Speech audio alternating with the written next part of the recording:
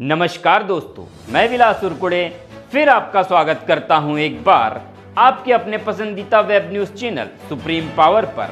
अपने आसपास की खबरों से जुड़े रहने के लिए अभी हमारे चैनल को जरूर सब्सक्राइब करें। तो चलिए शुरुआत करते हैं आज की कुछ मुख्य खबरों से।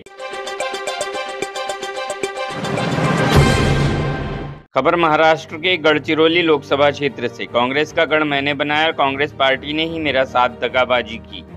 टिकट न मिलने से मैंने पार्टी बदली। स्थायी नेता को कांग्रेस पार्टी ने उम्मीदवार बनाना था। बाहर जिले के नेता को दूसरे जिले में लाया गया चुनाव लड़ाने। आइए जानते हैं पूरी खबर। नामदेव उसने पूर्व विधायक गढ़चिरौली ने क्या कहा सुप्रीम पावर न्यूज से।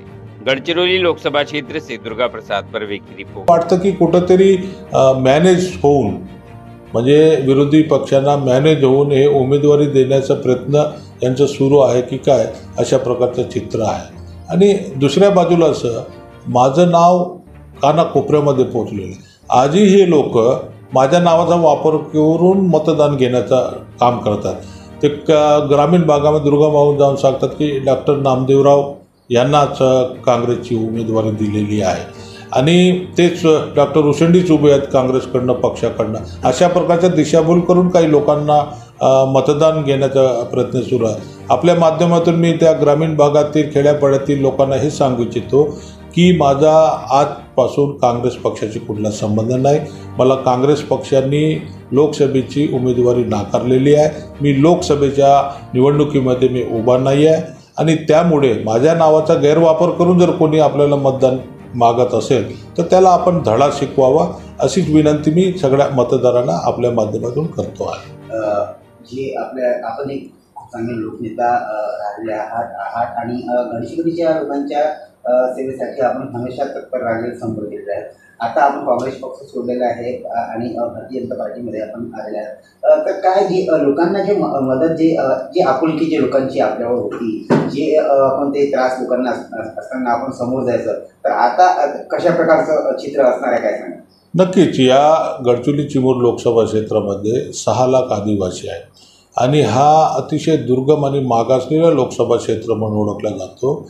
या ठिकाणी गरिबी मोठ्या प्रमाणात आहे, अशिक्षितपणा मोठ्या प्रमाणात आहे आणि यांचा विकास करण्याचा दृष्टिकोन आमचा होता, पण ते होऊ शकले नाही। आणि म्हणून आता ज्या पक्षाने आम्हाला जी संधी देईल अशा प्रकारची अपेक्षा आहे त्या माध्यमातून, परंतु आमचे जे शुभचिंतक आहेत, आम्हाला सपोर्ट करणारे किंवा ज्यांची अपेक्षा, ज्यांच्या आशा आमच्यावर आहेत, ते लोक सतत माझ्या संपर्कामध्ये आहेत। मी कुठेही जरी असलो तरी पण या क्षेत्रातला कोणी कुठल्याही पक्षाचा जरी कार्यकर्ता असला तरी त्याचं काम करण्याचं कर्तव्य हे माझं आहे आणि मी सतत काम करत राहीन। माझ्या जे काही समर्थक आहेत किंवा जे काही याच्यातले मतदार आहेत त्यांचं मी काम सतत करत राहीन।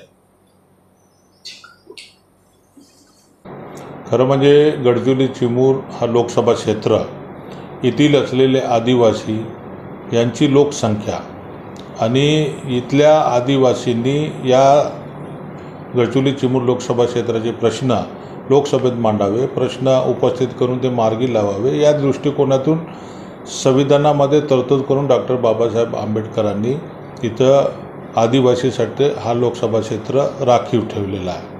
आणि म्हणून इथल्या स्थानिक माणसाला उमेदवारी मिळावी, स्थानिक माणसांनी इथले प्रश्न उपस्थित करावे, हा उद्दिष्ट त्या आरक्षणाच्या मागे होता।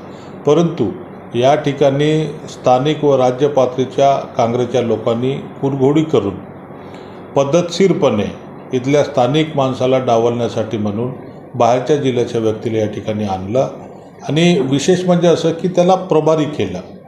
प्रभारी हा निपक्षपाती असतो, ज्याला तिकीट मागायचं नसते अशाच व्यक्तीला ते प्रभारी करतात।